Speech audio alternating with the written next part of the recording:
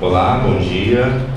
Gostaria de agradecer a presença de todos no último dia de debate, 16º CinePF Festival do Audiovisual. Gostaria de agradecer a presença dos convidados, dos jornalistas. A gente aqui tem um debate que é realmente informal, então geralmente eu peço para os convidados se apresentarem da melhor forma que acharem e em seguida a gente passa a voz para os jornalistas que vão sanando as dúvidas, perguntas, etc. e tal. Mais uma vez, obrigado. Bom dia, eu sou o Rodrigo Castelar, sou produtor do filme Boca. Bom dia, meu nome é Mariana Brulona, eu sou roteirista e, além de roteirista, eu também sou produtora, sócia do Flávio Frederico na Kinoscope. É isso. Olá, sou o Flávio, sou diretor, sou produtor também do filme, roteirista. Olá, eu sou o Bid, fiz a trilha sonora do Boca.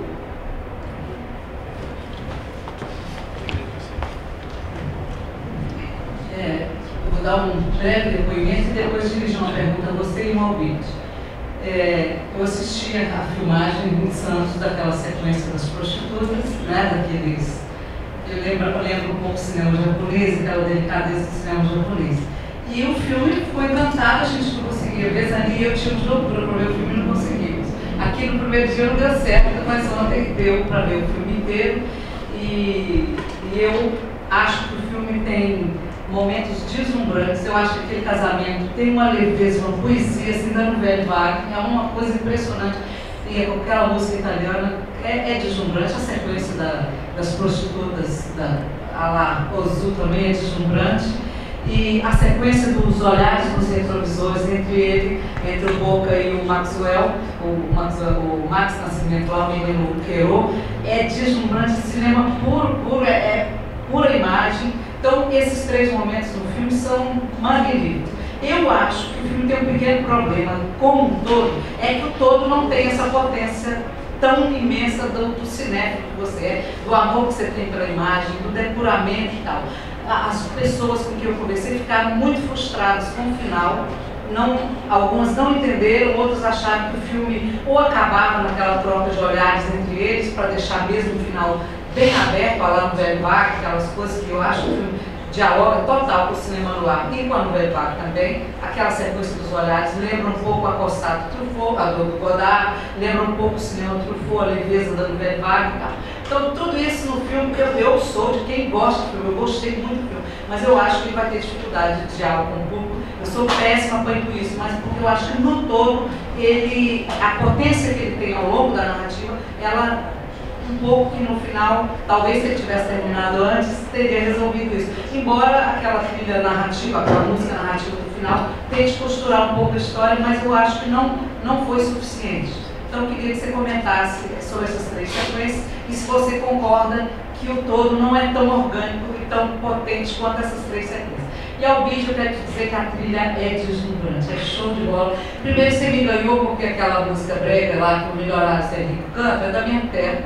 O compositor chama, não sei se ele é compositor, mas quem imortalizou essa música chama Piá, que é um músico sertanejo da minha cidade. Nem que eu não gosto, mas está no meu imaginário infantil, eu escutei aquela música muito na minha infância, juventude na minha cidade. E o uso da música italiana que você faz dá uma leveza ao filme, dá um toque nos 60, maravilhoso, né? E você está de parabéns, eu acho que é uma das melhores trilhas do cinema brasileiro. Claro, a escolha das músicas, não sei se foi uma opção também que não, justamente as duas que você comentou, tanto a italiana quanto a sertaneja, foram trazidas pelo Flávio, aprovadas por mim, mas foi trazida então, pelo Flávio. Então a sua é mais a trilha mesmo, sonora mesmo? Não, fiz pesquisa também, mas também toda a parte da trilha original também. Eu quero que você comente essas duas coisas, então, e o que você ouviu de sugestão, se compra de fonograma, mas se foi caro, se custou muito para o filme ou não. Então são essas duas questões. Bom, vou ter que discordar de você, né? Afinal de contas, se eu achasse isso, eu não tinha fechado o filme assim. Mas, o que eu acho, né? Separando um pouquinho o que você colocou, as três sequências, por exemplo, que você citou, né? A primeira sequência da Zona Aberta, ela foi filmada realmente de uma maneira diferente do resto do filme. ali é o momento que o filme não está no tempo presente da narrativa, né? Tanto é o único momento que o off está, quer dizer, não é o único, mas é um dos únicos 2 momentos que o off está se referindo a coisas da vida dele. Mas no segundo momento ele não está se referindo ao passado, né? Está se referindo ali ao presente da narrativa. No primeiro, nesse início do filme, ele está então fazendo uma retrospectiva do começo da vida dele nesse mundo, do submundo da prostituição, que eu acho que foi o canal de entrada realmente dele no underground e tal, né? E para mim era muito importante essa sequência, porque na verdade é a gênese da Boca do Lixo, é a Zona Aberta, né? E é o fechamento da Zona Aberta. Então a ideia foi fazer ali realmente um filme com uma outra dinâmica, uma outra linguagem de câmera, uma outra linguagem de decupagem, etc. Né? Depois, na sequência do casamento, por exemplo, a sequência do casamento ela já está na linguagem de câmera do filme, que não parece, mas o filme é praticamente inteiro feito com câmera na mão. Né? A ideia é que essa câmera na mão não fosse uma câmera na mão que chamasse atenção para ela mesma, né? Fosse uma câmera na mão orgânica, porque na verdade, assim, eu gosto muito de alguns filmes, especialmente na época que a gente estava usando de referência o filme do Paul Greengrass, o Sunday Bloody Sunday, porque eu queria que o filme fosse um mergulho uma coisa muito importante é ser um mergulho no universo da época e da Boca do Lixo. Se o espectador não se sentisse dentro daquele universo, o filme ia naufragar. Isso é tão mais importante que vários outros elementos. Né? E o que acontece? Né? Quer dizer, a gente fez esse filme em 4 semanas e 2 dias de filmagem. Acho que para quem entende um pouco de produção, isso não estou justificando nada, tá? Só estou te falando assim, que essa questão da opção da câmera na mão também tem a ver com isso. A gente rodava as sequências com master shots, então uma câmera na mão aberta e uma outra câmera na mão fechada que ia cobrindo aquela sequência para conseguir fazer aquilo muito rapidamente. Né? E a questão da sequência final, então, né, a troca de olhares, para mim já é a sequência final. Né? Ele vai preso e o Maxwell, no caso o Robertinho, né, que tem aquele espelho heroíta, aquela idolatria por ele, não quer ver aquele criador dele indo preso, vai atrás dele, né? E a gente não queria terminar com o filme ele sendo preso em ponto final, entendeu? Que é mais ou menos o que se sugeriu aqui.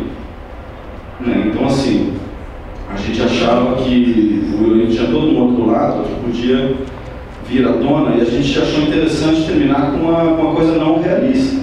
Né? Então assim, com os melhores momentos da vida dele dentro do filme. Né? Como se então ele visse que o Robertinho está atrás dele e ele se visse naqueles momentos ali, que ele viveu com aqueles dois naquele fusquinha. Eu não sei, as pessoas de São Paulo talvez percebam isso, né? Nesse momento que o filme sai desse registro real, o que se vê atrás do vidro do fusquinha não é mais uma cidade de época.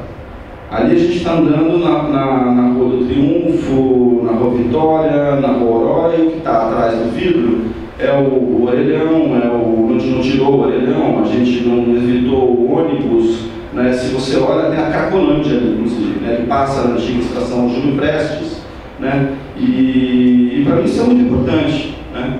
Esse é meio que o Heroíto revisitando, né, e vendo o que virou aquela região ali, porque existe uma coisa muito importante nessa narrativa do filme também, que é o que aconteceu com a cidade, com essa região da cidade.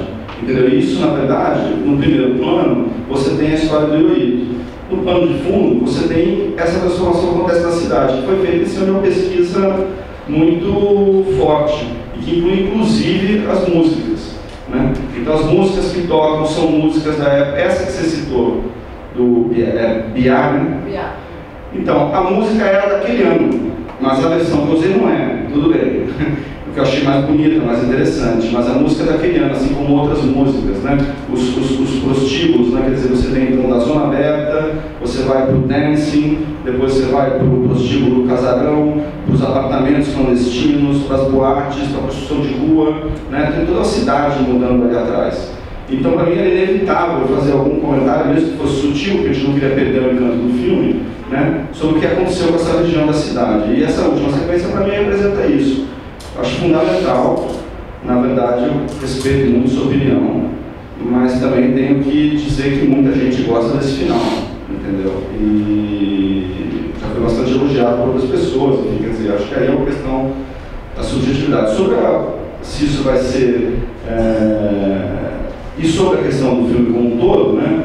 Eu acho que a principal proposta nossa foi mergulhar nessa personalidade do Hirohito, né?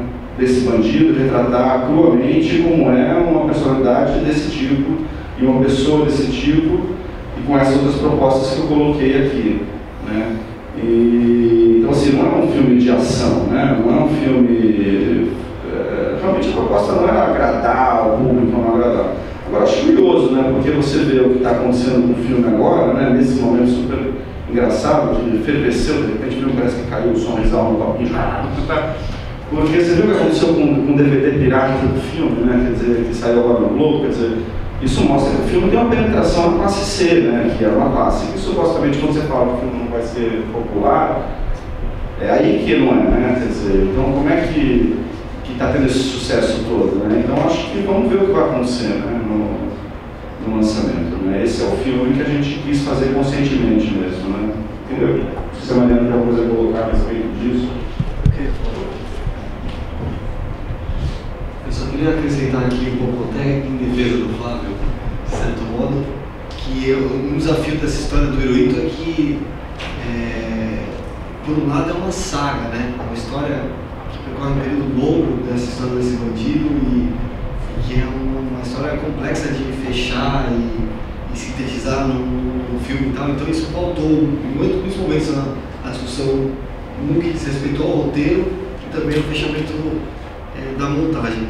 E por outro lado, a gente acabou tendo que lidar com, também não é justificando nada, mas com muitas limitações, porque a gente saiu para filmar esse projeto com uma condição muito restrita de orçamento e acho que a gente acabou conseguindo encontrar soluções inteligentes, criativas e tal, para tornar esse filme possível nesse esquema de pouco tempo para o Flávio filmar, mas ao mesmo tempo oferecendo uma condição de fazer um filme de época, nos 50 e tal.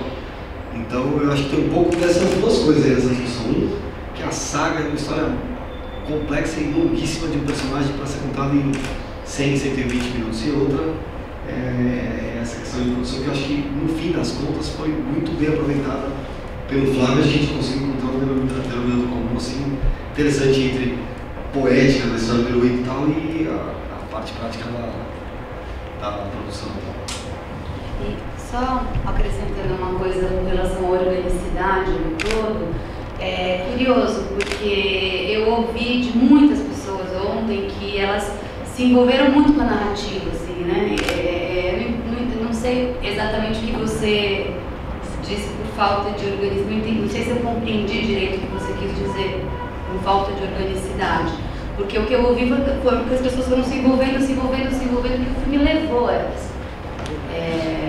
Isso é um comentário que eu escuto bastante, que a narrativa, ela até o Rodrigo Fonseca escreveu que é uma narrativa vertiginosa, né, que vai levando o espectador assim. Então, é isso. Eu não sinto essa falta de organização. Falando sobre a trilha, eu vou passar para o vídeo. Só queria primeiro, então, falando sobre a trilha, né, quer dizer, desde o início, do meu ponto de vista, a trilha é um elemento fundamental nesse filme, né? Então, quando eu chamei o vídeo para fazer, né, já tinha ideia de usar algumas músicas de época, né? E ao mesmo tempo de se fazer uma trilha com instrumentos que eram utilizados na época, né? Então a proposta era não fazer uma trilha careta, né? Assim, careta, não muito classicona, tal, não sei o quê, mas com instrumentos e sonoridades que tinham na época. Isso foi trabalhado também numa linha cronológica do filme. E o que aconteceu foi que a gente filmou com muito menos dinheiro do que a gente precisava e assim que teve o primeiro corte, a gente ganhou imediatamente os 4 concursos de transição que a gente entrou, né? Então aí a gente pôde finalizar com as condições ideais. Pagamos aquele déficit inicial da filmagem e pudemos trabalhar a finalização com calma. Então aí partiu várias opções. Primeiro, fazer uma marcação, a cor do filme, né? A fotografia foi muito trabalhada na pós, a cor do filme, etc., a textura do filme, a mixagem mesmo do filme, feita com calma, no Estúdio Grande do Saço, a edição do som do filme, que trouxe uma série de elementos cenográficos, quase cenográficos, né? Para o filme, de fora do filme, para ajudar nessa composição de época, né? E a trilha sonora, que me chamou um monte de gente para trabalhar, enfim, e as músicas de época.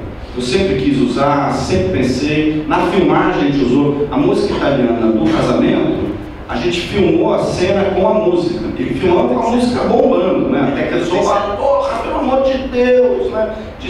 Normalmente você sabe como é, né? Quer dizer, você solta a música para ensaiar e desliga para rodar, né? Fica todo mundo, né? Sem som, é horrível isso, né? De filmar a festa, filmar as coisas assim, né? Você tem que filmar sem som, né?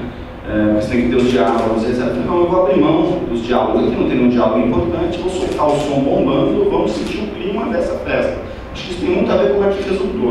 Só que não tinha nenhuma certeza que eu ter dinheiro para comprar aquela música. Foi um desespero isso. E a cena foi filmada com ele cantando, então foi um certo... E veio não. Uma certa aposta. 2 dias depois de filmar, veio não. Deixa quieto. Não pode a música, mas depois a gente renegociou, etc.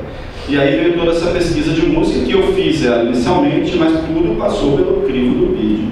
Tá falando que foi eu que escolhi, tá? Aquelas 2 que você citou, foi eu que trouxe. Mas ele achou do cacete, ele me botou toda a discografia lá, tem 300 mil discos pra gente ver e tal. Enfim, aí eu acho que vou passar a palavra pra ele.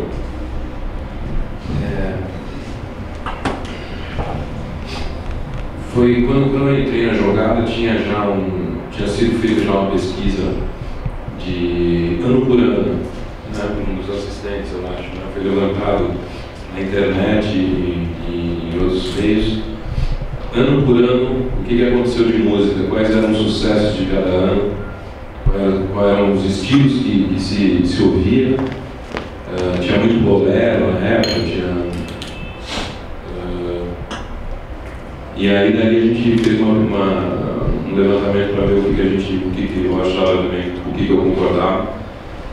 Essa música italiana não tinha como não gostar, que eu acho que é uma das partes mais fortes do filme, quando ela entra, é tão inusitada, não sei explicar, mas eu gostei já desde casa.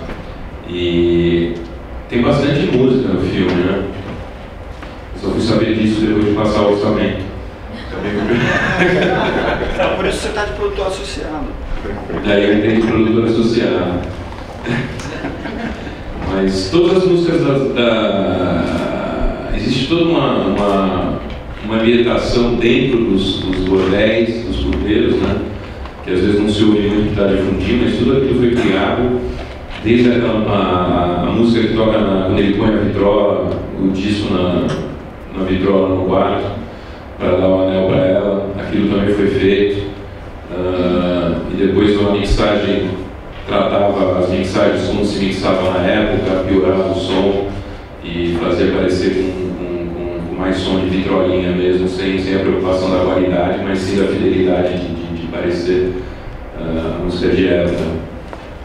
Teve todo um trabalho também de trazer o suspense, com notas graves e tal, que a gente, com bastante cuidado também, mas que naturalmente ajudou a conduzir bastante as cenas de suspense, todo o clima da coisa ia acontecendo, uma frequência que acontece toda vez também que aparece o revólver dele, e essa ira dele, essa coisa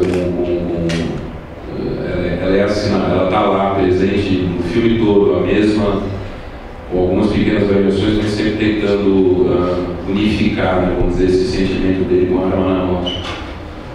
E aí uma história interessante é a música do final, né, que o filme foi trabalhado com a música do Jimi Hendrix no final, e que fechava o filme, que no final a gente não conseguiu negociar, né?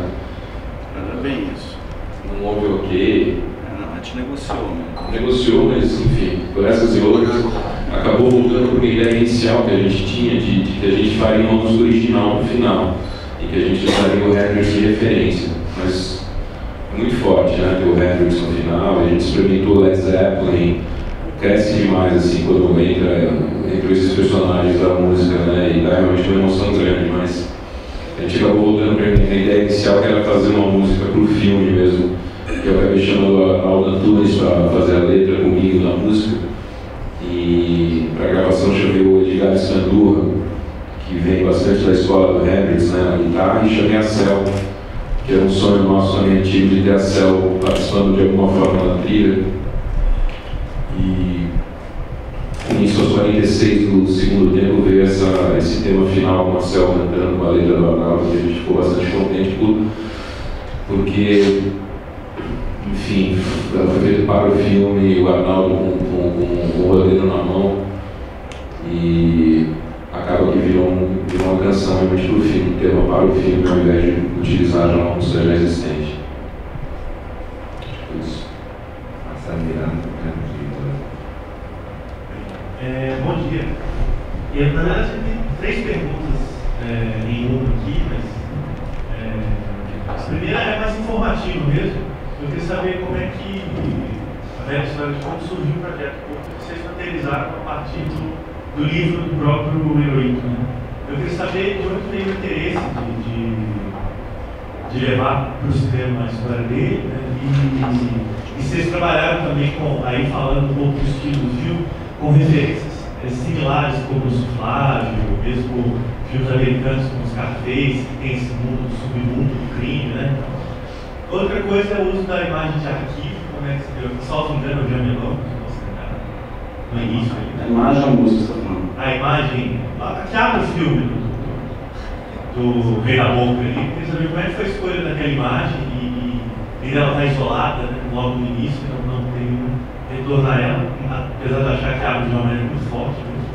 E por fim, a demora dele chegar no circuito, né? Vocês atestaram o caso da pirataria, mas eu queria saber o que houve nesses 2 anos, 1 ano e meio, entre a exibição das mostras e agora, que o filme não chegou. Até particularmente eu acho que ele tem, sim, um poder de circular bem nos cinemas, então, até tanto pelo nome do elenco, né, do Guerra, quanto pelo universo, a ambientação. Eu queria saber o que houve aí que travou o filme circular antes.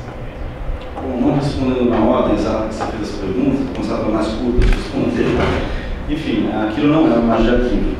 Aquilo a gente filmou. A gente filmou com uma câmera 16, aquele personagem é o Nelsinho, que aparece depois, e é inspirado numa imagem de arquivo do personagem que originou o Nelsinho, que é o Quinzinho. Existe um depoimento do Quinzinho muito parecido, né? E que a gente até pensou em usar o depoimento do Quinzinho mesmo, mas a gente achou que seria melhor não partir para imagens reais mesmo, ter tudo ficcional. A gente resolveu filmar com o nosso ator que fazia aquele personagem, né? Mas a gente filmou imitando mesmo a imagem aqui, ficou bem. Não, pelo que você fala, me parece que ficou bom. A curiosidade ali é que, apesar de dar para perceber que é o personagem, pelo número dessa minha visão, não parece a mesma pessoa ainda, é como se ele tivesse escolhido um ator muito parecido. Não, é que a gente envelheceu ele, né? Era para parecer que fosse depois, o figurino dele já é dos anos 70, né? Ele está fazendo um comentário que se passou, era só não sei, uma brincadeira no início, né? Um clima, questionar um pouco, né? Para não ficar só aquela coisa, ele é o rei da boca. E inseriu esse personagem do Nelsinho de uma outra maneira também. Bom, voltando ao que motivou a fazer o filme, eu vou daqui a pouco passar a palavra para a Mari para ela falar um pouco melhor sobre o processo a partir do livro. Mas, de minha parte, né, eu sempre tive muito interesse na história dessa região, da Boca do Lixo de São Paulo. Meu primeiro longo, Urbânia, retrata bem essa região, né, mas numa outra época. E quando eu soube da história do Boca do Lixo, eu já me interessei imediatamente. Eu ganhei, assim que o livro foi relançado, eu ganhei o livro de presente de um amigo que falou, ó, acho que vai ser seu próximo filme, né? E aí eu vi aquele livro, vi a história do Hirohito, já sabia mais ou menos, mas pude aprofundar um pouco melhor. Eu falei, pô, do cacete, só que o livro era uma pedreira, né? Porque o livro não se configura como um romance, né? O livro é um retrato muito bom dos costumes, de como era, etc. Mas não tem uma estrutura, é uma loucura o livro, né? E eu, particularmente, que acredito que, assim,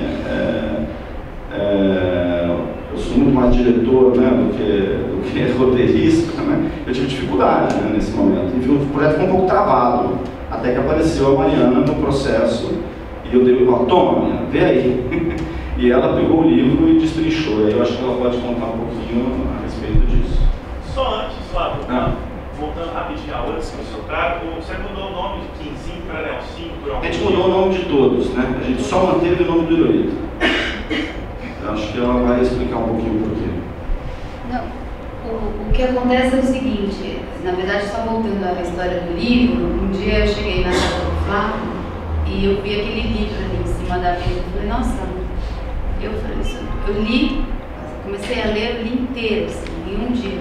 Depois disso dá um filme, apesar de que é difícil também, porque ele é muito fragmentado e apesar dos fatos que o Hirohito conta serem muito interessantes isoladamente, ele não tem nenhum tipo de estrutura cinematográfica, de personagens, de desenvolvimento. Os personagens entram e saem o tempo inteiro, somem do livro.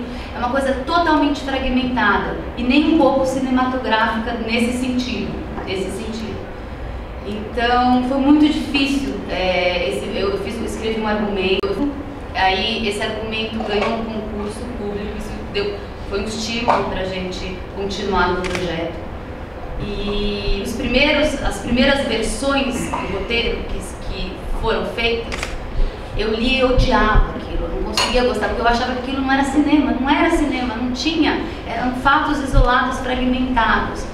Então, eu acho que assim, o Boca só virou um filme a partir do momento que eu falei, eu vou desencanar desse livro, eu vou esquecer esse livro, eu vou ficcionar, eu vou dar desfecho, eu vou ficcionar, vou viajar, vou criar e vou esquecer um pouco, porque senão vai ser impossível. Apesar de que eu acho que, mesmo tendo feito isso, inventado e dado desfechos diferentes, não só os nomes são diferentes, como muitas histórias que ali aparecem são totalmente diferentes do livro, outras não, né?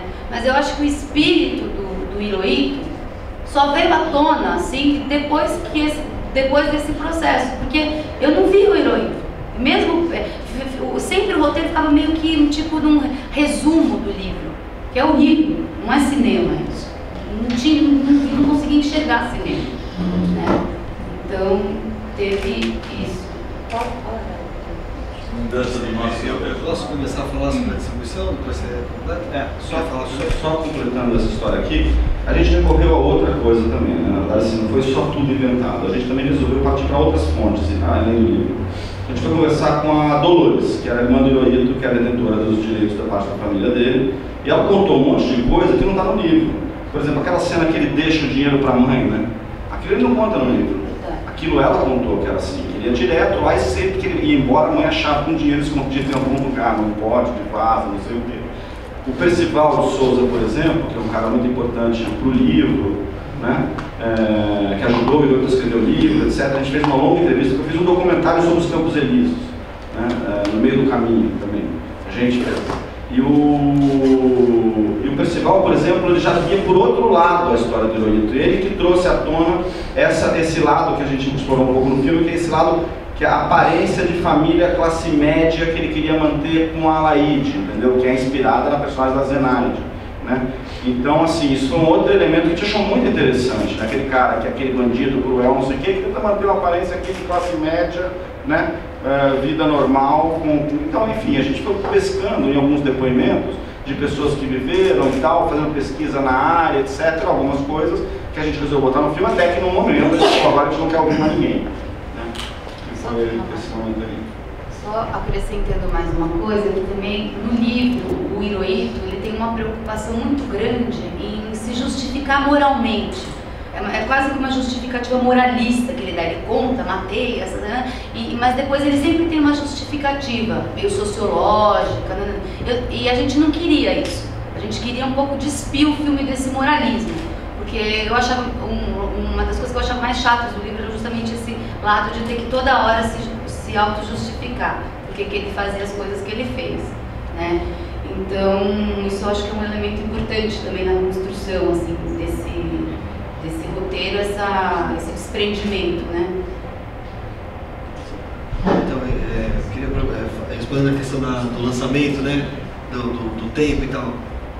De fato é verdade, assim, para nós mesmos também, a gente também sente que demorou um pouco para a gente conseguir lançar o filme e tudo mais, mas a gente tentou vários caminhos. Isso também é tudo muito motivado por uma crença, por uma coisa da gente acreditar que o filme poderia ter um potencial e querer ir até o limite, no sentido de fazer um lançamento minimamente da maneira como a gente acreditava que deveria ser. E eu espero que a gente consiga fazer isso, mas a gente tentou um caminho, voltou atrás, pensou em fazer a gente mesmo o lançamento e tal. E até aproveito para fazer um depoimento aqui como produtor, que eu costumo sempre falar que quando eu comecei a fazer cinema, que não tem muito tempo, mas 10 anos atrás, o grande problema era dinheiro para produção, né? Se produzia 3, 4 filmes por ano. Hoje, ano passado, foram produzidos 88 filmes, né? Então o problema não é mais o dinheiro para filmar, mas o grande problema que o cinema brasileiro tem que enfrentar agora e tem que superar é qual é a condição que a gente tem de distribuir e exibir os nossos filmes, que muitos deles não conseguem ser exibidos. E a gente sempre acreditando que o Boca tinha o potencial de ter um lançamento, procurando um diálogo com o público, procurando um espaço interessante e tal, de certo modo enfrentou um pouco essa dificuldade e teve que batalhar muito para conseguir dar certo. Aí agora fechamos com a nossa produtora recém-fundada distribuidora, do Marco Aurélio, com outros produtores associados e tal. E aí a ideia é lançar o filme agora no início do segundo semestre. Mas sem dúvida, assim como filmar foi um grande desafio, lançar também foi uma grande questão. E a gente nunca desistiu de batalhar pelo espaço do filme, né, Karine? Eu acho que isso reflete um pouco uma questão que rola aqui no modus operandi, aqui, que é muito complicado, cara. Assim, porque eu, antes desse filme, vocês conhecem, né, alguns aqui conhecem a minha carreira, curtas e documentários, basicamente. Meu longa primeiro de ficção, um longa, na época chamado doc-drama, né, então. Então, assim, na fase de desenvolvimento, pré-produção, foi um dos mais difíceis do filme, entendeu? A gente ganhou um edital para filmar esse filme, entendeu?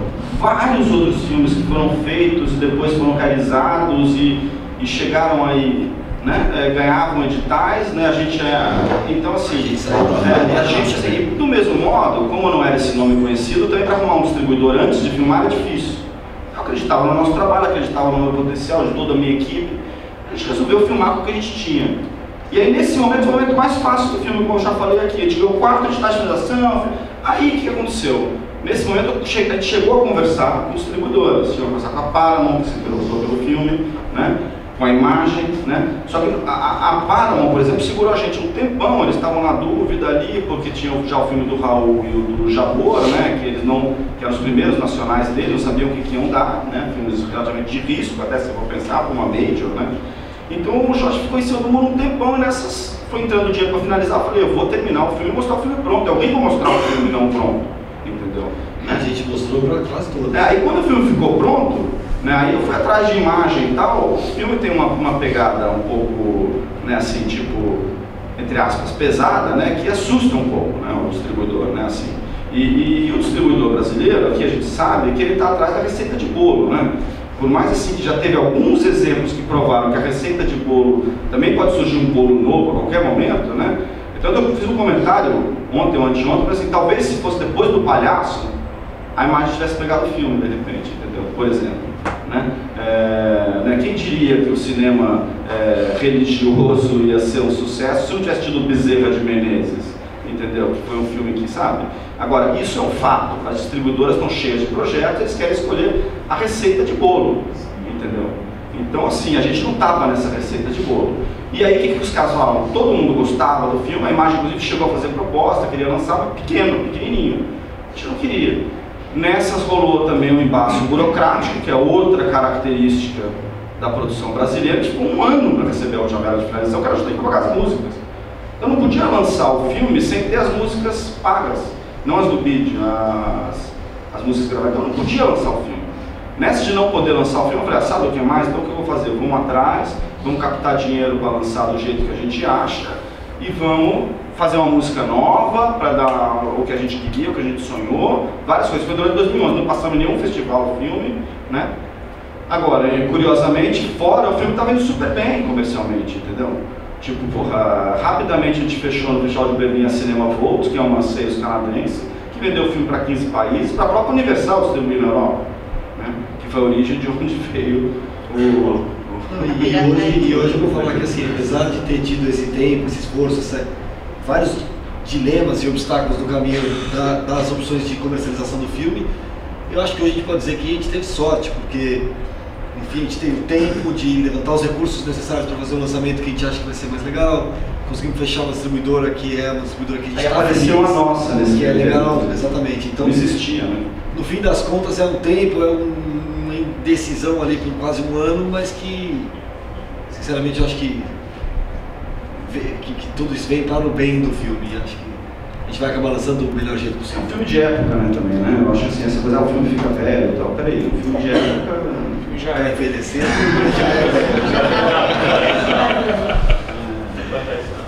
Luiz Carlos Ricardo, né? São Paulo. Tudo bem? Ao contrário da Rosário, quando ela falou no início, eu vi o filme 3 vezes já. Eu vi no Festival do Rio, eu vi aqui e aqui 2 vezes, né? E eu vou dizer uma coisa que não é sacanagem, Flávio. Eu te respeito, te admiro, mas a vez que eu estava gostando mais foi a segunda, hein? Sem brincadeira, sem sacanagem. O filme tinha uma fluidez, ele estava mais fluido, correndo, sabe? E ontem eu tive uma sensação assim, de novo, que eu tinha tido já na primeira vez, uma coisa assim, meio truncada. Mas deixa eu te falar uma coisa, eu acho que na realidade tu fizeste o filme e agora ele é nosso, cada um faz a sua leitura. As minhas 3 cenas preferidas não são as da Rosário.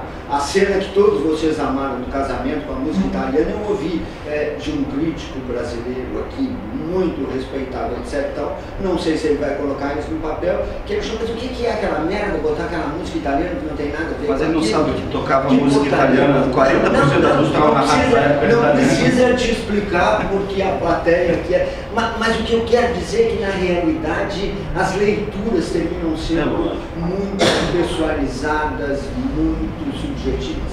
O que eu mais acho interessante no filme é a filiação dele com o teu longa anterior, o docudrama, aquele que é a cidade, né? Realmente, é um filme sobre São Paulo, é um filme sobre o centro de São Paulo, é um filme sobre a sordidez que as pessoas consideram sordidez do centro de São Paulo, mas que é um território que me atrai muito. Eu circulo muito por ali, eu vejo muito aquela coisa e eu gosto de ver isso captado, reproduzido e recolocado na tela. Acho legal.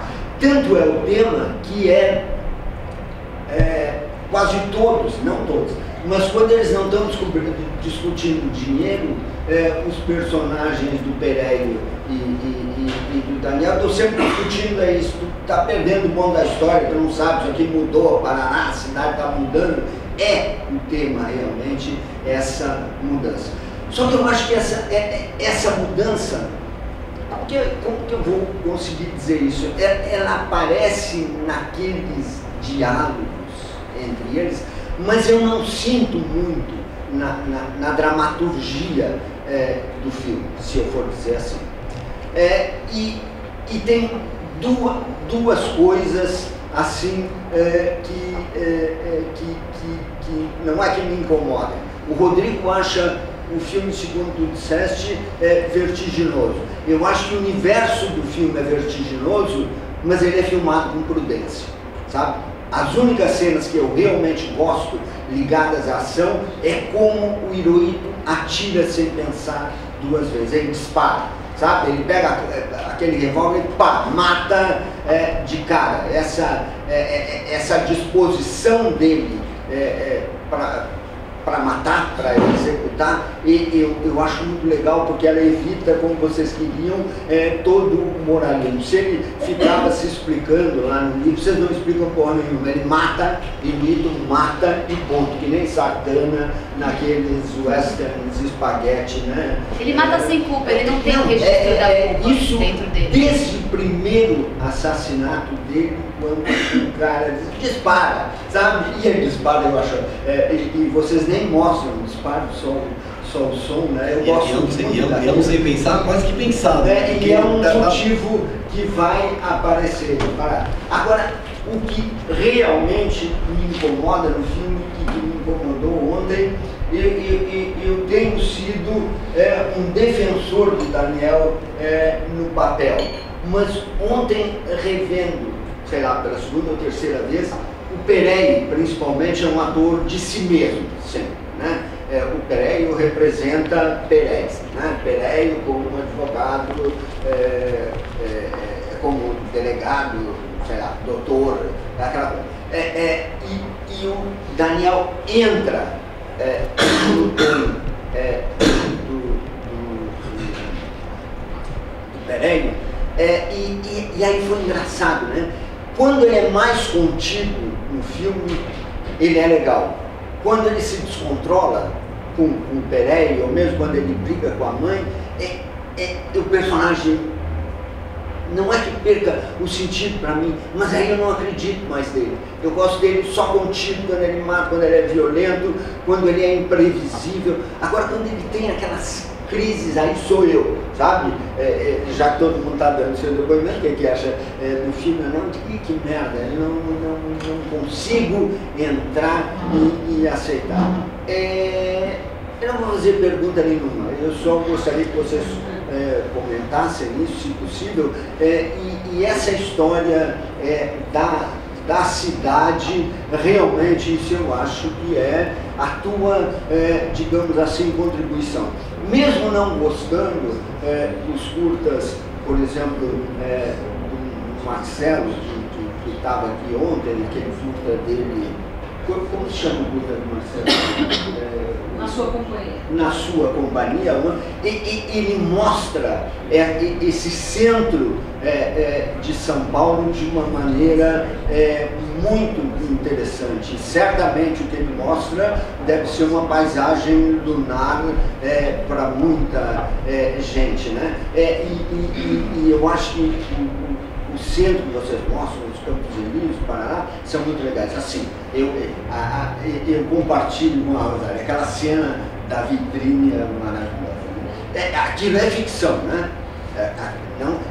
As mulheres eram colocadas ali naquela vitrine, ou é uma fantasia? Não, é verdade. Ou é uma fantasia? Então, aquilo é o seguinte, no livro, ele descreve como as janelas vitrines, né? Aquilo existiu, a Zona Aberta existiu, era na rua, você vai na rua do Bom Retiro hoje em dia, incrível, aquela das lojas, né? E ele descreveu no livro as janelas vitrines. Eu sempre imaginei que era como as janelas vitrines de Amsterdã, né? Com a coisa de vidro e tal, né? E a gente ia fazer assim. Mas eu estava achando esquisito, será que era assim mesmo? Na última hora, na pesquisa, descobri uma tese na PUC, que estava indo para o lixo, inclusive, porque já era muito velha. Era uma tese 54, eu acho, que a mulher fez assim que fechou a Zona Aberta. Ela entrou na Zona Aberta e fotografou tudo. E aí eu fui lá e vi essas fotos. E era exatamente assim. A gente reproduziu exatamente como era, inclusive o Bar, a América, a gente fez umas coisas que... Tanto que se você for rever de novo, isso é fogo também, ficar vendo o filme 20 vezes. Todo filme que você vê 20 vezes, você começa a ver só os defeitos, pô. Aí que eu vou falar o quê? Fui prejudicado. Então, pelo que você me fala, eu vou falar, pô, dá um tiro na cabeça, porque na segunda era melhor, pô. Que inclusive era a primeira dessa nova versão, porque pra mim essa mudança do fim é crucial, pode ser pequena, mas é importante. Muito mais fluido. Então, tá vendo? Agora ontem, revendo pela terceira vez, eu já sabia a cena. Então, isso que eu falei na véspera, eu falei assim, sim, vamos passar de novo, ótimo, mas veja bem, aquele frescor, eu não tava igual. Quantas vezes eu vi o filme? 20, 30?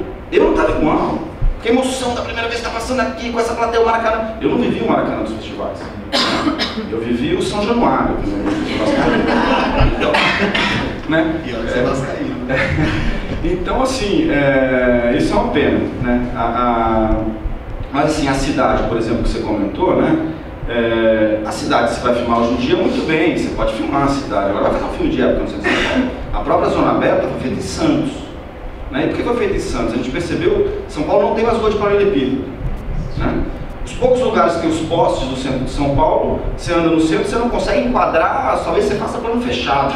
Né? Você não faz um plano geral. né? A gente percebeu que tinha 2 centros que se assemelhavam, Campinas e Santos, né? O Macutro. Inclusive tem a história do bonde, né?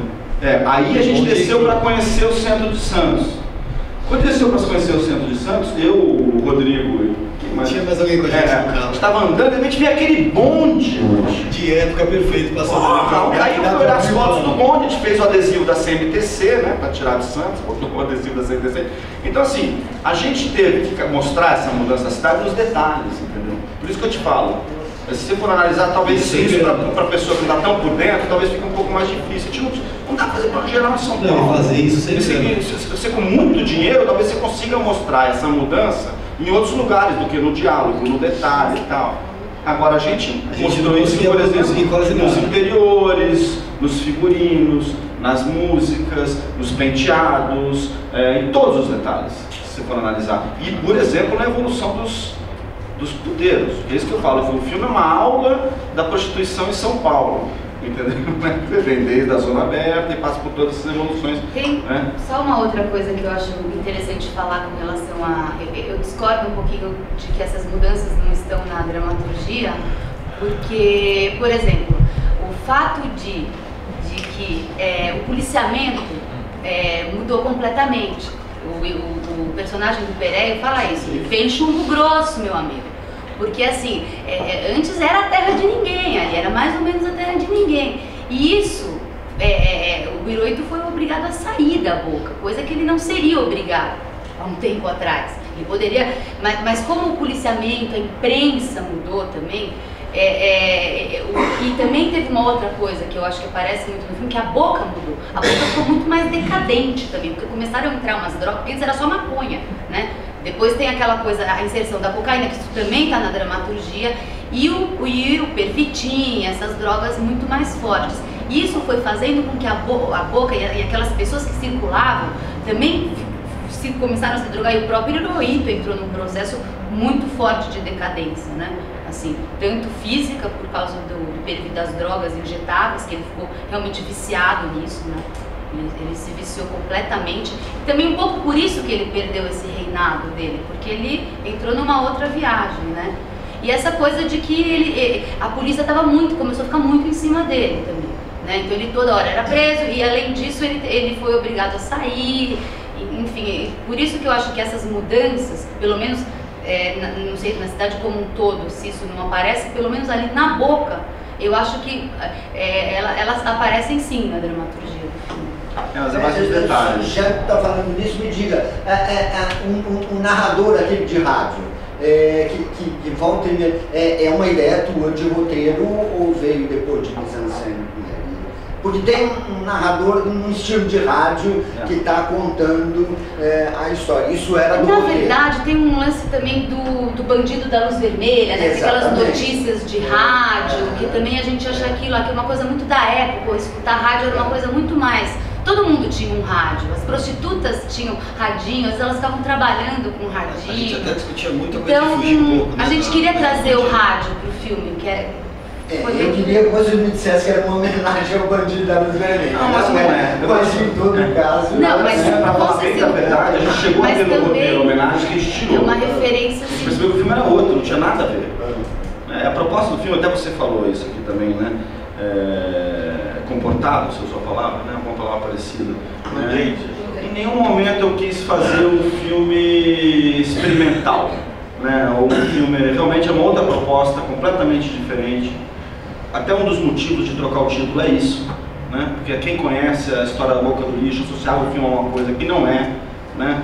As pessoas até mais leigas chegaram a falar pra mim assim, por exemplo, a Boca do Lixo, que legal, trash, né? Porque tem algumas pessoas mais leigas que acham que é só trash, enfim, e aí falava, não tem nada a ver, não é isso. Inclusive a Boca do Lixo que eu estou retratando é outra, é a pré-cinema, o cinema vem depois, o filme teve em 62. 20 anos depois. Não, vem logo depois. 10 anos, 8 anos. De 50, começa 70. mesmo. Não, começa mesmo em 64, já tem coisa ali e tal. A Rua do Triunfo floresce depois, mas já tinha ali. Mas enfim, até chegou a pensar, né, numa cena, lembra que o Hirohito ia ter a coisa de um produtor italiano que ia chegar aqui nas garotas dele e tal, mas a gente achou que tinha que focar nisso. Esse é o problema, né? Assim, esses filmes biopic, que eles chamam lá fora, tal, é um recorte enorme, né? Então ou você pega um trechinho da vida do cara, né? Tipo que nem o Madame Satã fez, tal, ou você tem que, né, ir dar pulos e mostrar a evolução. Pra gente era isso que era legal, mostrar essa evolução, né? Então eu acho que, como a Mari falou, a questão do personagem do Hirohito, então essas mudanças da cidade também estão no personagem do Hirohito. As mudanças que vão acontecendo fisicamente com ele, representa, teria esse paralelo entre ele e a cidade atrás, até porque não tinha como a gente mostrar essas mudanças, não tinha como. Isso foi super produção, entendeu? Então a gente tentou nos detalhes, né? E, enfim, então acho que assim, se você olhar uma olhada atenciosa, você olha essa mudança. Realmente, você não tem aquela mudança que a gente, né? Porra, aquele plano geral americano, né? A cidade, aquela coisa, né? Mas já que eu falei, fala do Daniel também. É isso que eu não, o Daniel, então. Eu queria fazer só um comentário antes do Flávio falar sobre o Daniel, que é o seguinte: eu entendo isso que você falou, até especialmente em relação ao tom da interpretação do Daniel, no momento de contracenar com o Pereira. É a figura que todos conhecemos, é um ator de uma presença muito forte, muito marcante, que acaba dando o tom mesmo. Então até entendo isso. Agora eu queria só falar um detalhe em relação ao Daniel, do meu ponto de vista, até quase como público, apesar de ter produzido o filme, que eu acho que tem uma coisa fantástica no Daniel, além do óbvio, que é o fato dele ter se convertido em outra pessoa, assim, fisicamente, etc e tal, uma capacidade dele ser um camaleão, né, como se diz e tal. Mas, para mim, uma coisa que eu acho espetacular do trabalho dele nesse filme é que ele foi buscar também nos detalhes um dado de época, de um tom metalizado na voz, a maneira de lidar com a gíria. O que eu acho mais impressionante do Daniel é a boca. Ele tem uma boca meio...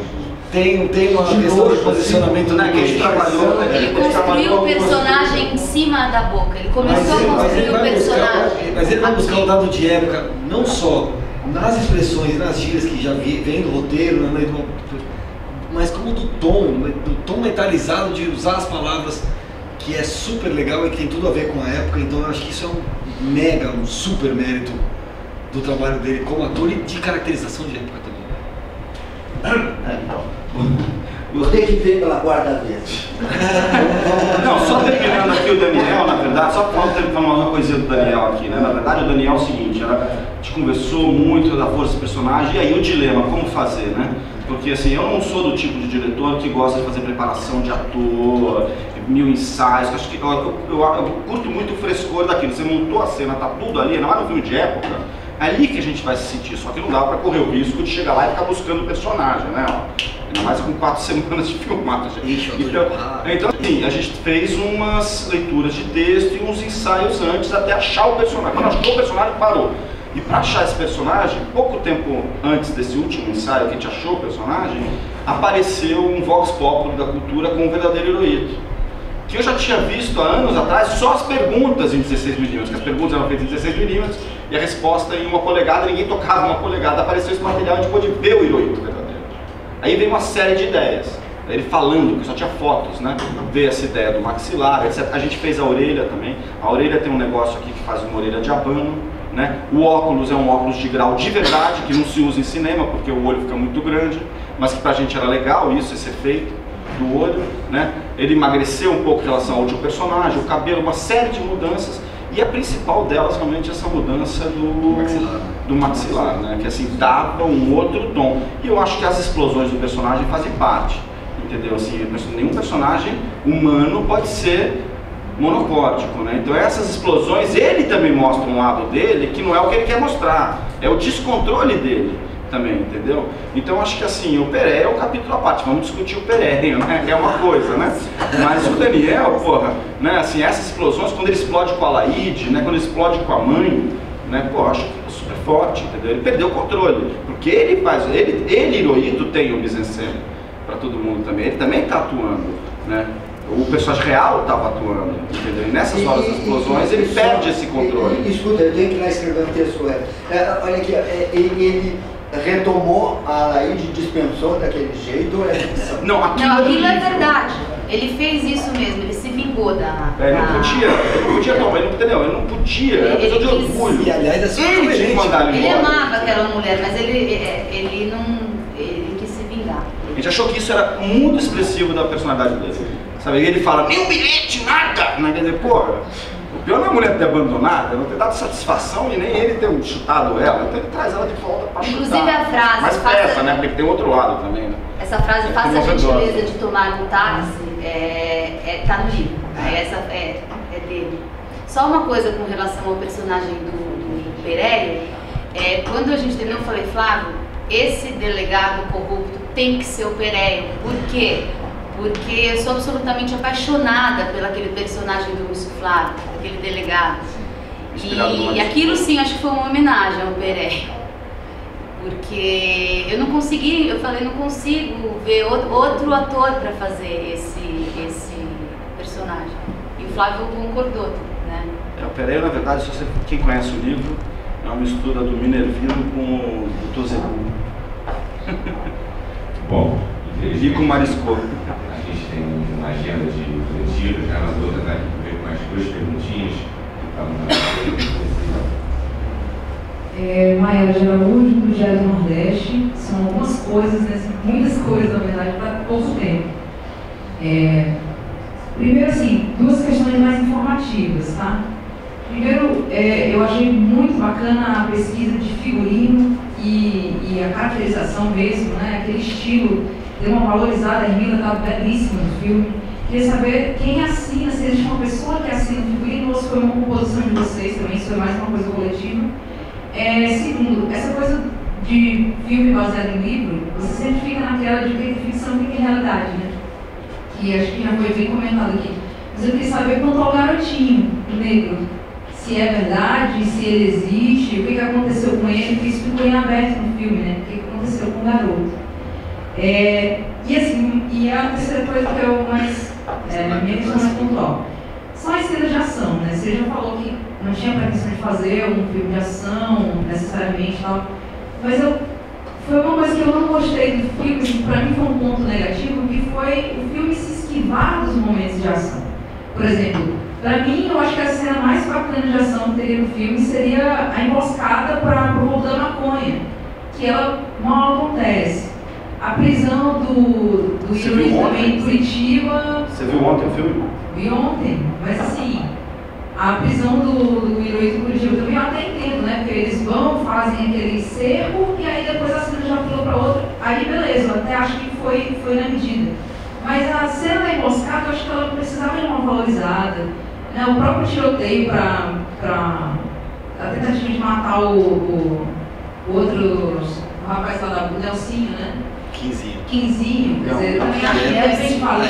Aí eu quero saber assim, se foi uma decisão estética, se foi uma decisão de roteiro, de não investir na ação, de querer realmente buscar mais o personagem do Hirohito e tal, ou se foi também uma questão orçamentária, de realmente não ter a grana para fazer aquela coisa, aquele trabalhaço.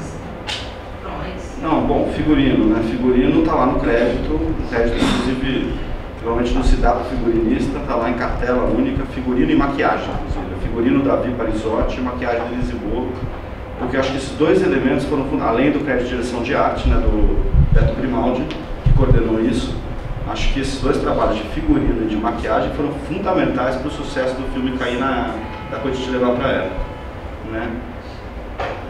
Sobre a cena de ação, eu vou te dizer o seguinte, quando você não tem dinheiro para fazer a cena de ação, você não faz a cena de ação, né? Se você fez a cena de ação e não aumentou ela do tamanho que você acha que deveria ser, é porque a gente optou por não fazer isso, porque o filme tem um tamanho como um todo, né? Você fazer uma cena de ação que você explore aquela coisa, você transforma a ação num tempo muito maior dentro do filme que não caberia na estrutura do filme. Se vocês tinham a vontade de fazer e de repente não tinha grana ou tinha um problema de tempo... Não, as cenas de ação que a gente queria fazer e não pôde fazer por causa de grana não existem. Não estão no filme. Entendeu? As cenas que estão no filme foram feitas, seja com pressa, ou com menos tiros do que precisava, ou com menos carros, mas elas foram feitas desse tamanho por causa da estrutura do filme como um todo, que precisava avançar por todo esse período de vida dele. E como eu disse, não era o foco do filme, realmente era o Hirohito, entendeu? Agora, a sequência de tiro com o Nelsinho, ela é grande dentro da estrutura do filme, entendeu? Eu pessoalmente até digo que a cena do tiroteio da maconha, até como cena de ação, eu gosto. Ela é comedida mesmo. Ela é rápida, é curta e tal. Mas a impressão que eu fico é que ela está chegando no lugar, não é sobre isso o filme, entendeu? É que ela funciona porque eles matam os caras todos rápido mesmo, né? E tal. Mas claro que tem um pouco, de certo modo, das duas coisas, porque quando você está fazendo um filme com um orçamento também pequeno e tal, você não vai sair pensando o desenvolvimento das cenas gigantesco para saber que você vai se frustrar e não conseguir isso aqui. Então acho que nesse sentido, o Flávio como diretor e produtor teve muito isso e fez o que queria fazer para entregar o filme do jeito que gostaria de fazer, né? Para mim o mais importante é esse retrato do Iroí. É isso que eu já falei aqui, não vou repetir de novo, entendeu? Mas eu acho assim, quando você decupa mesmo a aceleração, ela fica grande. E o filme acaba girando em torno daquilo. Você construir toda a estrutura narrativa, não daria para explorar tanto a relação dele com a Laíde e uma série de outras coisas. A gente não se predispôs a fazer um filme de ação, né? Exatamente, todo esse avançado do tempo, etc. Sobre o menino tá no livro. O menino tá no livro, aquilo a gente achou muito legal de botar. Insistiu muito, que é muito difícil, né? Também é outra coisa que custa dinheiro, você achar um ator mirim, você trabalhar com ator mirim, ainda vinha com cachorro, né? Com não sei o quê. Barata. Então assim, a gente achou que isso mostrava um traço da personalidade dele muito incongruente com todo o resto e que isso seria legal para humanizar o personagem. E acho que foi uma bola dentro. E sobre a questão da resolução, né, quer dizer, acho que esse tipo de filme, pega os filmes aí, óbvio, tudo bem, não precisa comparar com o Tony Donato, nem com o Scarface, mas você pega esse tipo de filme, você não resolve todos os pontos, senão você vai fazer um filme de 3 horas, entendeu? Então, tem uma outra questão desse menino, que é o seguinte, o Hirohito começou a se drogar, ele partiu por uma outra viagem, ele se desprendeu desse menino, porque esse menino ficou lá, meio naquele, o foco do filme, a narrativa do filme, a linha narrativa do filme, realmente ela não se presta a destrinchar o que aconteceu com aquele menino.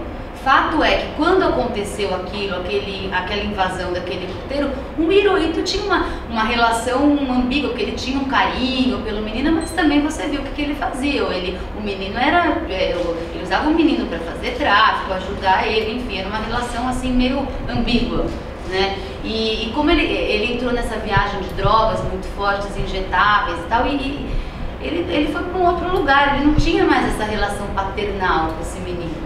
Também. Ele ficou meio lá jogado com as prostitutas. Então, quando o menino viu a invasão do bordel, ele subiu no bonde e assim o filme resolve entre aspas, esse desfecho. A casa dele, o bordel, esse bordel mais existir, era o menino de rua, ele volta pra rua. Na verdade, não, na história real, o menino volta pra rua, inclusive mesmo. Mas existem opções, entendeu, gente? Isso eu acho que é uma coisa muito importante. Os filmes. Cada tipo de filme tem uma opção, não dá para um tipo de filme ser igual, fazer coisas que outro tipo de filme pode fazer. Entendeu? Se eu optasse, como por exemplo, o Madame Satã optou por pegar um recortezinho da vida do cara, né, é diferente, entendeu? Mas a gente optou por realmente fazer. Então esse tipo de filme gera consequências que estão implícitas nesse tipo de filme, entendeu? Eu só queria fazer um comentário em relação a essa questão da equipe de arte que ela perguntou, e só um registro aqui que tanto no departamento de arte do filme, quanto no departamento de fotografia, que o diretor de arte, o figurinista, o maquiador, não sei o que, são peças fundamentais para esse filme acontecer. O figurinista tinha um super acervo que botou no filme, o Beto, ele é um cara que foi um parceiro decisivo para esse filme ter essa... Também produtor associado, também produtor associado, assim como o Adriano Tegido, fotógrafo, e com toda a sua equipe, então, houve toda uma predisposição de todo esse time que foi montado para fazer esse filme para tornar esse filme possível dentro das condições que a gente tinha. Então, só queria registrar a importância realmente fundamental do departamento de arte e de fotografia para esse filme acontecer. Só 30 segundos, porque tem um escrito aí. Com relação ao menino, eu quero saber que censura o filme pegou, porque aquela sequência do menino é de uma... O Merton diz que o filme é um lado prudente, ao contrário. Ali é uma aventura alucinada, porque ele joga o menino para embalar maconha, o menino vive no meio de prostituta, vendo sexo, tudo aquilo é de uma crueza. Toma cerveja, né? Você fecha, ele vai dar um lanche para a criança da família e o menininho olha para ele com o maior cinismo, assim, aquela carinha, o mesmo cínico que terna. Então é uma sequência muito dura, não é? Aquilo para o público. Bom, a gente não fez a classificação italiana, mas eu li a lei atual de cabo a rabo, porque às vezes eu sou meio caxias com algumas coisas como produtor. E se eu não pegar 16, eu processo, porque... Chegou até a ter experiência. Hoje em dia a lei ela não se espelha tanto no que aparece do que não aparece. Antigamente era assim, né? Quantos peitos, né? Quantas bundas, né? Hoje em dia não é assim, hoje em dia qual é a intenção? Piloto se dá mal, piloto se vicia, piloto é preso, piloto perde a mulher, né? Então assim, se não tivesse o menino, 14. Com o menino, otimistamente, vou pegar 16. 14. Se me derem 18, não cumpriram a lei comigo. Não, pouco provável 18. A gente não acredita na censura 18. Deve ser 16. Não, porque o pico também, o pico que é outra coisa pesada, é negativo. Eu não retratei aquilo como... Não, e também colocando no contexto da época. Isso atrapalha vocês na hora que está fazendo o filme? Eu não posso passar desse ponto, eu vou pegar uma censura maior de 16 e me ferrei. Não, se eu tivesse distribuidor, essa é a vantagem. Na hora de fechar a montagem, eu acho, né? Eu não pensei nisso. Eu não pensei nisso, mas eu confesso que a imagem pensou em tirar censura, assim. Não, se você tiver o distribuidor do seu lado, você vai ter. Porque é por isso que eles querem estar desde o início. Não, e na montagem foi assunto. Mas a gente não, eu não fiz concessões, entendeu? Pra mim era importante isso. Entendeu? Era importante, pô. Você vai mostrar uma cena de pico light? Pra falar a verdade, quando eu comecei a trabalhar com o Flávio, a primeira imagem que apareceu, assim, como imagem na minha cabeça foi esse close. Foi, acho que a primeira linha que eu escrevi, um close de uma agulha puxando o sangue. Então essa imagem era muito forte pra mim. E eu juro que eu nunca pensei em censura. Depois, quando a gente ficou nessa saga de arrumar distribuidor, é que isso veio à tona. Alguns fizeram uma proposta de cortar essa cena, vários quiseram cortar essa cena porque tem pico. Isso foi muito dito pra gente. Mas quando eu analisei a lei, eu percebi isso. Que a questão não era essa. Hoje em dia não é por isso que eu falo. Se na censura do meu filme se fiarem ao close do pico, não estão seguindo a nova proposta da lei, que é a mensagem que o filme passa acima de tudo. Não, e aí volta aquela questão que a gente falou no início, quer dizer, qual é o caminho que o filme brasileiro enfrenta para encontrar seu espaço na tela de cinema, entendeu? Então, muitas vezes passa a ser o ponto de vista de um possível parceiro distribuidor em relação a um plano como esse ou não, se entra no filme. Então, não estaria. Se eu tivesse distribuidor desde lá, não estaria. Na filmagem, eu posso estar equivocado, mas eu não lembro disso ter sido assunto em nenhum momento, na época de roteiro para a filmagem. Na montagem foi assunto. Na hora de fechar o filme, foi assunto e muito baseado nessa coisa. É a opinião do cara que é o possível, o cara que a gente precisa. E nesse caso a gente optou por perder o cara. Bom, vou passar aqui para a última pergunta, porque a gente tem os outros diretores dos outros filmes. Por favor. Foi a segunda vez que eu vi o filme e, na verdade, eu vou ser obrigado a se comportar com merda. A segunda é melhor. Eu vou evitar de ver a terceira, pode ser que aí eu não me sinta tão fluido e tal. Mas o final realmente era quando terminava naquela frisada, aquela... Não, já terminava, já tinha aquele... Só que era outra música. Era outra música, acrescentou a música, né? Era uma música em inglês, né? Exatamente. Eu queria falar do trabalho da Daniel Oliveira, que realmente, para mim, como ator, é um prêmio assistir um trabalho como esse, porque é de uma inteligência, de um talento, de uma sensibilidade, assim, é impressionante. Eu acho até o seguinte, eu acho o contrário. Eu acho que nas cenas com Pereio, eu acho que eu falei, eu acho que foi uma das... há muito tempo eu não vejo Pereio fazer um personagem. Eu achei que Pereio estava mais personagem do que Pereio nesse filme. Ele mantinha a força do Pereio, mas tinha um enquadramento ali no personagem, que eu acho que o rigor do filme talvez tenha levado ele a isso. Eu sou amicíssimo do Pereio, eu falo isso para ele. E também o próprio trabalho do Daniel. Assim. Então o trabalho do Daniel é um negócio assim, que eu acho muito impressionante. E eu queria só... uma coisa que me chama muita atenção no filme, quer dizer, é o rigor da imagem dele, principalmente a direção de arte, a orquestração da direção de arte com figurino e fotografia. Não é muito comum você ver um filme de época com a imagem tão rigorosa, e com a imagem tão rigorosa e com muita vivência. Não tem aquela coisa do figurino que você olha o figurino de época que parece que saiu do alfaiate, né? É aquele figurino com vivência. Aquela roupa do Daniel, ela tem um caimento, um negócio assim que é impressionante. Toda a arte do filme, que também não parece um stand retrô, entende? Um stand retrô de uma exibição qualquer. Então, quer dizer, eu acredito com o orçamento que vocês tiveram, foi uma coisa que me impressionou quando eu soube, porque não é comum, é muito difícil fazer um filme de época com essa credibilidade, com um orçamento baixo. Eu queria perguntar, talvez vocês já tenham respondido um pouquinho, mas talvez ia um pouco mais fundo nisso, no trabalho de pré-produção, que me parece que deve ter sido um filme muito bem planejado, para vocês terem o resultado que vocês tiveram nas condições de trabalho que vocês tiveram, de pouco tempo e pouco orçamento. A gente não sente isso no filme, absolutamente não sente isso no filme, essas restrições. Então, gostaria de saber um pouco desse rigor, assim, que eu achei interessante, de pré-produção, que eu acredito que vocês tenham tido. Planejamento é tudo, né? O sucesso de uma empreitada de um filme, né? E realmente a gente planejou bem. E a gente planejou bem tudo, na verdade. E aí que tá, também eu, por ser diretor e produtor, eu pude fazer concessões que um produtor perante um outro diretor, a mesma pessoa talvez não conseguisse. Né? Então, por exemplo, qual é o ideal do filme como esse? Filmar em ordem cronológica. A gente não filmou em ordem cronológica, a gente montou toda a ordem de filmagem do filme em função da grana.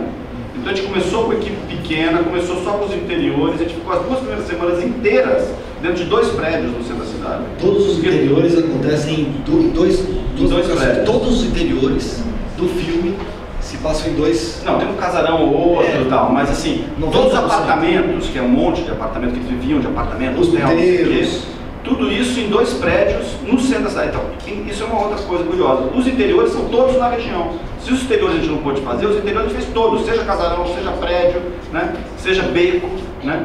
Quer dizer, beco não é interior, mas enfim. E esse planejamento foi fundamental, a gente foi crescendo. Todas as externas, noturnas, grandes, foram feitas na última semana de filmagem. Então isso a gente espremeu o dinheiro mesmo para tudo que precisava, onde precisava. E esse foi o risco na direção de arte. Que bancou, né, uma coisa que a gente planejou, fez a conta e o Flávio bancou, e o departamento de arte e de fotografia, mais uma vez, eu volto a citá-los, porque sem o apoio desses caras teria sido possível. E bancar fazer tantos interiores dentro de tão poucos prédios é um risco enorme. Sem elevador? Sem luz elétrica, se for falar do... Então, mas foi uma coisa que a gente bancou, apostou e que deu um resultado. Esse foi o segredo da produção da filmagem, foi isso, o planejamento da ordem de filmagem, tamanho de equipe, locações, deslocamentos, isso foi assim, o segredo para conseguir extrair esse resultado desse recurso. Basicamente foi, e o elenco, enfim, uma série de outras coisas, mas a pesquisa, quando chegou a direção de arte no filme, a gente trabalhando nesse filme desde 2005, entendeu? Então assim, a gente tinha feito uma pesquisa, fez um documentário no meio do caminho, entendeu? Então assim, quando a direção de arte chegou, a gente jogou uma pesquisa na mão deles, que o cara babou. O Beto falou, que isso? Geralmente a gente que faz, agora a gente pode partir daqui pra frente. Né? Então isso foi muito legal. E também a minha relação com o Tegido não vem de hoje, né, do Adriano, né? Fez o primeiro curta, depois fez mais 3 curtas comigo, né, que já ganharam prêmio de fotografia, inclusive. E eu trabalho, assim, o cara trabalha muito em parceria, foi fundamental. Do ponto de vista da produção, é um contexto raro, essa junção entre os departamentos da direção, principalmente que o Flávio é diretor e produtor e muito empenhado em fazer isso dar certo com responsabilidade e tal, com a fotografia e com a arte, é uma junção que não é comum, como aconteceu no Boca. Todo mundo realmente voltado para o mesmo objetivo, que era entregar o filme, de bater cabeça. Entregar o filme da melhor maneira possível dentro do que a gente podia fazer. Isso foi muito legal, assim, a equipe foi fundamental. Bom, gente, eu queria agradecer a presença de todos. Vamos na sequência do debate na Quadrado das